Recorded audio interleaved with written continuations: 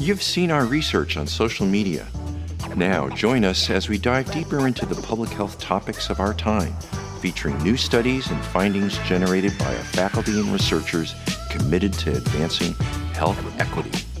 From the Department of Population and Public Health Sciences at Keck School of Medicine of USC, this is Preventive Pros, the podcast.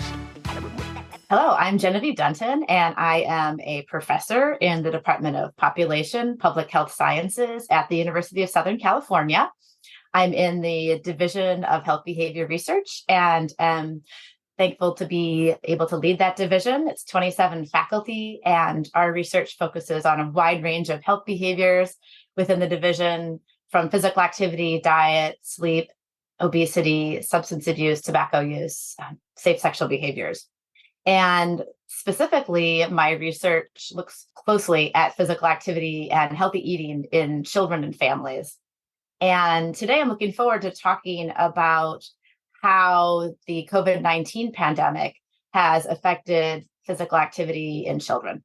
Prior to the pandemic, my research team had been studying physical activity closely in children for about 10 to 15 years. And what we had been seeing over that time, and even periods of time leading up to that, was a decline in physical activity levels in children. This is anywhere from preschool all the way up to high school. And this is a pretty significant public health concern, because establishing healthy levels of physical activity in children is critical in order for those behaviors to be maintained as those children become adults. And we all are fairly aware of the benefits. There's numerous health benefits to maintaining adequate levels of physical activity throughout the lifespan. And these include lower risks of cardiovascular disease and diabetes, cancer, neuromuscular, skeletal challenges, as well as neurological issues and memory.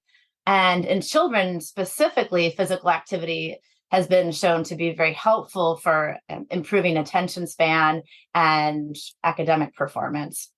So what we were seeing leading up to the pandemic was that children were increasingly less active. And this could be due to a number of reasons, including large-scale historical changes, secular changes in society, and the introduction of various screen options, screen entertainment, mobile devices, a wide range of reasons. But we had seen this and were worried about this, and the public health community was concerned about children's physical activity levels. And a group called the Physical Activity Alliance has been putting together a report card on children's physical activity periodically. And leading up to the pandemic, what this report card was showing was that less than 20% of children and youth who are between the ages of 6 and 17 were meeting the recommended levels of physical activity, which was about 60 minutes of physical activity every day. But 60 minutes doesn't have to be all at once. It can certainly be broken up in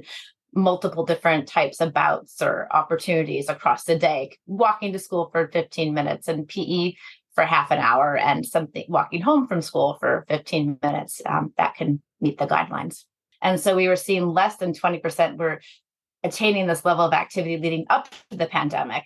And we saw that this was, as children get older, so as they progress through high school, their activity levels continue to drop, and that amongst 12 to 17-year-olds, only 15% of children before the pandemic were meeting physical activity guidelines of 60 minutes per week. We also were seeing a lot of increases in sedentary behavior and time spent sitting. So there's guidelines that suggest that children shouldn't be sitting in front of a screen more than 2 hours per day. And before the pandemic, we were seeing that only about 20% of children were meeting those guidelines. That means 80% of children were in front of screens more than 2 hours per day. And then we also see these age trends. So as children get older, the percentage of those who are in front of a screen more than 2 hours a day goes up to about 88% of kids ages 12 to 19 are doing more than 2 hours a day in front of a screen. And so these are significant public health concerns even prior to the pandemic. And so when the pandemic hit, as we all know, our lives changed in every single way as we know it. And for children in particular, they were out of school and they were doing remote learning. But on top of that, many opportunities for them to be active, either getting to school, walking to school, or physical activity that they do at school, which would be part of physical education classes or recess, those opportunities were no longer available to them. And then any type of extracurricular activities that involved team sports or active classes, dance classes, karate classes, all of that was canceled for quite a long time, in some cases up to a year for some children. So their activity opportunities were drastically impacted. And so when this happened, we were already studying physical activity and very concerned about children's physical activity. And then here the pandemic hits and their opportunities for activity were impacted enormously. And so we kind of shifted gears right in March 2020, April, May, and started to try to understand how this was impacting the children that were in our studies. So during the pandemic, we initiated a few studies that started to look at children's activity levels. And what we did was we asked parents of children who were ages 5 to 13 to tell us about their children's activity levels during the pandemic. And this was in April and May of 2020. And we asked them to think back and compare their children's current activity levels to levels that had been occurring right at the pandemic, so in February 2020. And we'd asked them to think about how the activity levels had changed. And what we found was that the parents felt like the activities had significantly decreased their intensity and the duration of the activities that the children were doing. And we saw that they felt like their children were doing much more sedentary behavior. What was even more hard and difficult to hear was that there was some age differences in these changes and declines in activity levels, that the older children in that group, so those who were 9 to 13-year-old in that age range, they were doing even less activity and their declines were even sharper than the 5 to 8-year-olds. So, and we also saw their increase in sedentary behavior for those 9 to 13-year-olds were much larger than the younger age group. So these age differences were pretty drastic. And so this was suggesting that the pandemic was hitting children, impacting children that were older more significantly. And so these studies that we did, and some of these data were also replicated and found across the world, these declines in activity. And so there was recently a meta-analysis that compared pre-pandemic activity levels to post-pandemic, not post, but during pandemic activity levels in children, and found that there was about a 17 to 20 minute reduction in activity. So that's about, they were doing about 30% less activity per day than right before the pandemic. And so certainly this was, worldwide phenomena. And, but we were seeing that there was these age differences. Now, there was a few other things that came up, and this is beyond the work that we were doing, but was important work that was being done in other labs and certainly, interestingly, in other countries. And there were, in addition to seeing changes in children's activity levels due to the pandemic, we were seeing changes in fitness levels. So cardiorespiratory fitness, which is the efficiency which our lungs exchange oxygen with our blood during exercise. So this is the extent to which physical activity and exercise makes you feel winded. So if you can imagine, if any of you listening, when you are not active for a period of time, maybe you were active and all of a sudden for 3 or 4 months, you kind of couldn't maintain that activity level and had to step away from it, and then tried to get out and do a run again, how hard that run is even after a few months away. So that's a decline, and that happens when you're not being active and you're not using those gas exchange features of your lungs. And so there was documented evidence of these declines in children's cardiorespiratory fitness. There was a few studies in Spain and in Austria that looked and compared September 2019 to September 2020 and looked at the same age kids and found pretty significant declines in fitness that we saw across that year. The research community was also seeing fairly substantial increases in body mass index in kids during that first year of the pandemic. So again, from September 2019 to September 2020, there was a study in Austria that found that the proportion of children with overweight and obesity increased from 20% to 24%. And so in 1 year. And so we were seeing these short-term effects, certainly in physical activity, cardiorespiratory fitness, and body mass index.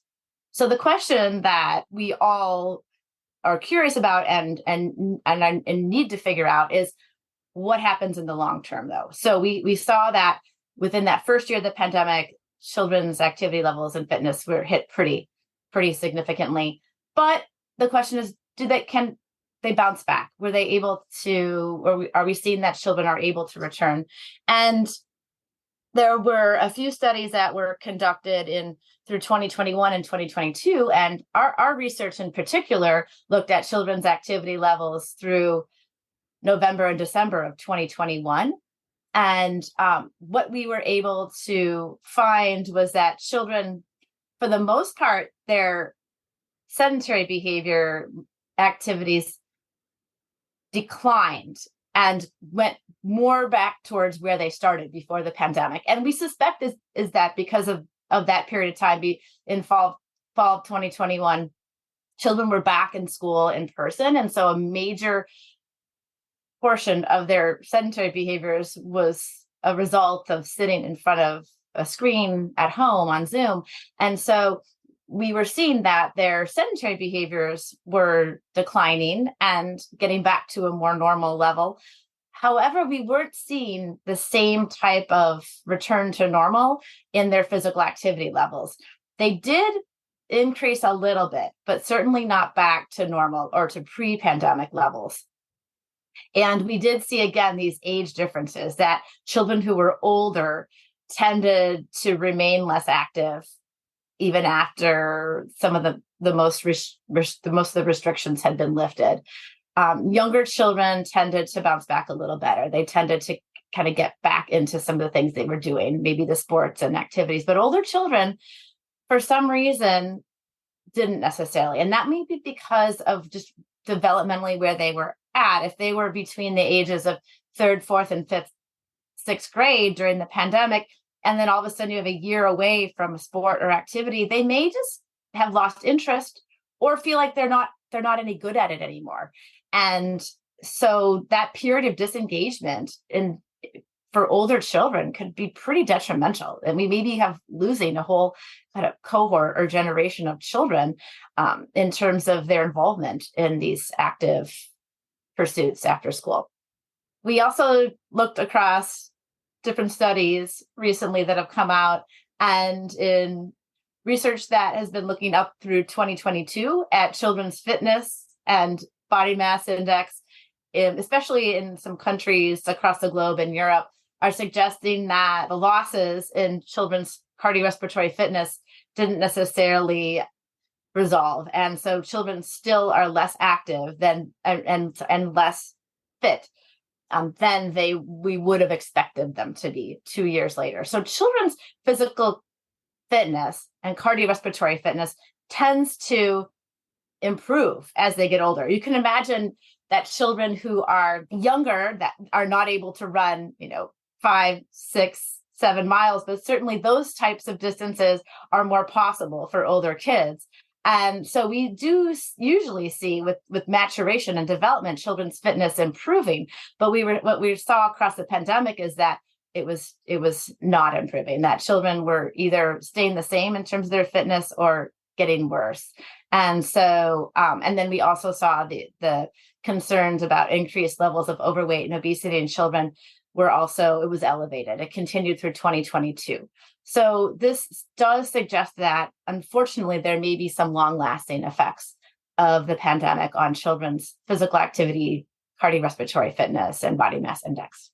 When we do see these age differences in the impact of the pandemic on children's activity, and we do see that the impact was stronger and more concerning in the older age groups, we do need to think really carefully about what that means and how we can work within the children's social and physical environment to increase their opportunities. And so it's interesting because children naturally, although their fitness levels are increasing, they're naturally becoming less and less active. That is an interesting phenomena that occurs with maturation and development. Yet we still need to encourage them to maintain a level of activity that is going to be beneficial for their health.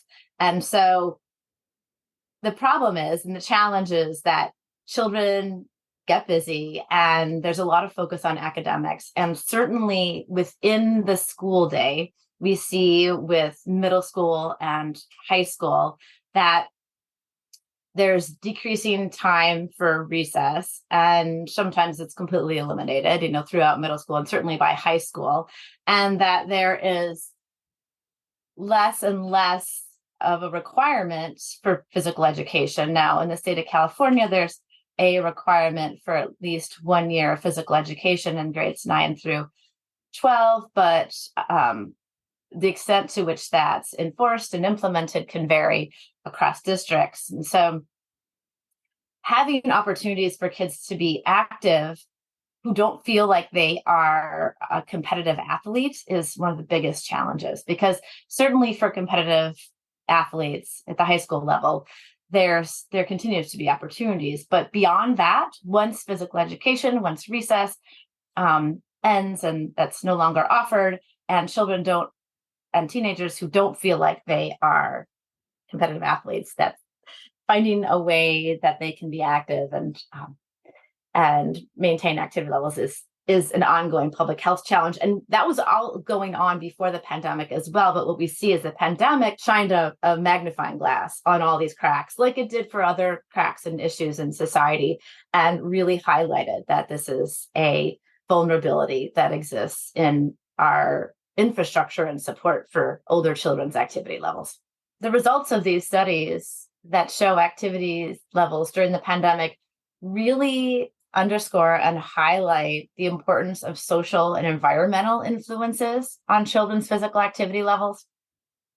So in contrast to sometimes the way we think about physical activity in adults, children, especially younger children, their level of activity can be very highly dependent upon their family environment, their family influences, and their school, and also their neighborhood and community. And so although those factors can be important in adults, sometimes adults may have a bit more agency or autonomy over and choice over their activity levels and what they want to do and how they want to spend their time. But children don't always have those opportunities for various reasons. So that's why we need to think so carefully about there's the social and physical environment that they live in. So during the pandemic, what we saw was that we asked parents the types of activity that the children were doing. So when we looked at when kids were active during the pandemic, we saw that the majority of the types of activity that they were doing was just free play in their home or in their yard, or it was going on walks. And we're assuming that these walks were not on their own, that they were with family members or friends of some type. And so these are neighborhood walks. So that really underscores a few things, right? It underscores the importance of the home environment, and it really highlights some potential disparities that we need to be really concerned and aware of, that there can be socioeconomic and other types of differences that come into play here, where there's families that do not necessarily have indoor space that children can run around, or outdoor space, a yard or a driveway or sidewalks. And certainly during the pandemic, those seem to be pretty critical areas. So the kids that were being able to maintain some level of activity were doing it in those spaces. And so certainly families that live in neighborhoods where there's more concerns about safety and less space, either in their yard or even in local parks, it definitely exacerbates these disparities that we saw. So that's something we need to think really carefully about, is both opportunities in the home and in the neighborhood for children to be active. Now, we saw that parents did play a role during the pandemic, either in encouraging their children to be active, or taking them to a place where they could be active. So trying to get them out to a local park. So all these things can be exacerbated when families are under stress, and certainly the pandemic introduced that. But that's something that continues outside of the pandemic. So understanding the role of these neighborhood social family influences is important. But I think what the pandemic showed is that for children of this age, that they're even more critical. We have some research that we've been doing over the years that looks carefully at the amount of activity that children and parents do together. And so some of our other research in our lab uses wearable devices and real-time reporting through mobile phones to try to understand influences on children's activity levels. And we've done a few studies where both parents and children are wearing accelerometers. So they're wearing an activity monitoring device. And when we look at that, then we can see how much activity that they're doing at the same time. And they're also wearing a GPS device at that moment during that study. And so we can see how close they were in time and space. And so what we were curious was how much activity do children do with their parents as opposed to activity that they're doing away from their parents. And we also asked the same question about sedentary behavior. And we found that there was, not surprisingly, unfortunately, a very small amount of activity that both parents and children were doing together in the same place at the same time. So this was down to less than a few minutes a day. And so when children were active, they were active at a time or at a place that was different than when their parents were active. So if their parents were active, they were active in a different time and place. And there was very little activity they were doing together at the same time and same place. So this suggests that kids, when they were active, it might have been at school, or it might have been part of a after-school sport, but the parent wasn't necessarily involved in that. And then the parent was off. If they were doing activity, it was at a separate place. It could have been a gym, a fitness center, or somewhere else. So it's a real big missed opportunity that we saw from a programmatic and intervention standpoint, that the opportunity for parents and kids to be active together. So even if that means while a parent is at a sporting event that they're watching their child, they could be walking around, the perimeter of the field. They could be helping the child to warm up beforehand. There's opportunities there when a parent takes a child to the playground. There's certainly opportunities for the parent to get involved and run around with their child if they're able, or even to do some exercises using some of the playground equipment on their own. In contrast, in these studies, what we found was that there was a significant portion of time that parents and children were sedentary together. So the sedentary time was together often, and their active time was separate. This is particularly when we removed the school time. Even non-school time, children and parents were doing a lot of sedentary behavior together. So in terms of interventions that focus on the entire family, there's an important opportunity there for, or at least a missed opportunity that's not happening, where kids and parents can be active together. So the most important ways to promote children's activity are going to be focusing on policy that's encouraging and requiring recess time, physical education in the schools, developing and programs to encourage children to walk to school, and creating safe routes for children to walk to school, policies that are targeting public planning and city planning that are enabling parks to be built, even small little pocket parks that are, small spaces. Children can be active in very, very small spaces, especially small children. So you don't need large spaces, but setting aside places that are clean and safe within neighborhoods. So the report card on children's physical activity suggested that there was about 25% of children who were ages 6 to 17 who didn't have access to a park in their neighborhood. And so that means that they would have to go outside of their neighborhood to try to find a park for activity. And if families who live in small apartments, without yards. This is extremely concerning. So prioritizing access to parks, even small little pocket parks in the neighborhoods, is very critical for children's physical activity. And another thing that we can do is, as adults and parents, is to try to encourage kids to spend time outside. So it's a very, very simple intervention. But when children are outside, they're much more likely to be active and run around than when they're indoors.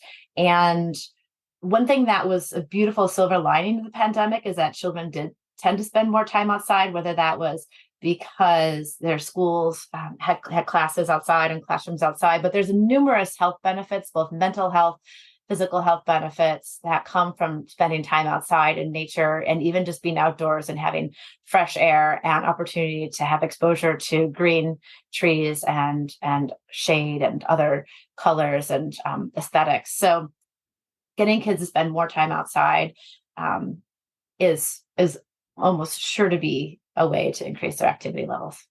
So whether the pandemic has led us to open a new door into new ideas about how to and shine a spotlight on the concerns that we have, that is a good question. And what we saw during the pandemic was that there was such fear and concern over the infectious nature of the disease itself that most of the focus during the pandemic was on reducing exposure, so maintaining social distancing, and then obviously the shutting down and restricting access to even playgrounds, were taped off. And so I think that as we enter a new age, I think that infectious disease and other concerns about other pandemics will always be looming on the horizon. But what we did see was that during the pandemic, the public health community kind of forgot physical activity, and partially understandably, right? There was more dire concerns at that time. And this happened, there was unintended side effects of a lot of different decisions that were made in terms of children's mental health and education. And decisions have to be made about prioritizing and mitigating risk of exposure. But I think what we have seen in terms of the benefits that physical activity can provide for reducing the potential risks of serious infection. So those people, especially we saw in adults, there's pretty good research that adults who are more physically active, when they did get infected with and experience COVID-19, their symptoms were less severe and they had a much lower risk of hospitalization and death as compared to people who are less physically active. So what this suggests is that in terms of the relationship between physical activity and COVID-19 risks, that maintaining a strong level of baseline activity is pretty critical in order to reduce the potential harm that can come when one is exposed to COVID-19 later down the line, or other infectious diseases, that respiratory in particular, that we may be exposed to. So we have to think about that in terms of our future pandemics, and that there may be unintended consequences to forgetting about activity during the crisis like that. And how as a public health community can we avoid giving mixed messages or provide more consistent messaging about how to maintain social distancing, but also to not stay completely closed up inside one's house, where activity levels and other health behaviors then get deprioritized. Preventive Pros, the podcast, is produced by the Department of Population and Public Health Sciences at Keck School of Medicine of USC.